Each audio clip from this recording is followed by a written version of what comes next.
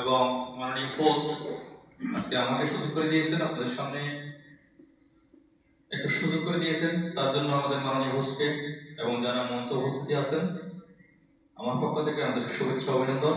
আমি শামসুদ্দিন, সংযুক্ত আরব আমিরাত আবুধাবি থেকে আপনাদের সাথে বিজনেসে আছি। কাজের পাশাপাশি আজকে ডিএক্সএম সিস্টেমে আপনাদের সামনে উপস্থিত হওয়ার জন্য আমি আমাকে নিজেকে গর্ববোধ করি, নিজেকে একজন গর্বিত একজন ইন্টারন্যাশনাল বিজনেসম্যান, একজন ডিএক্সএন এর গর্বিত লিডার হিসেবে আমি পরিচিত করতে পারি। এই জন্য এখানে অনেক ইনফরমেশন নিয়েছেন।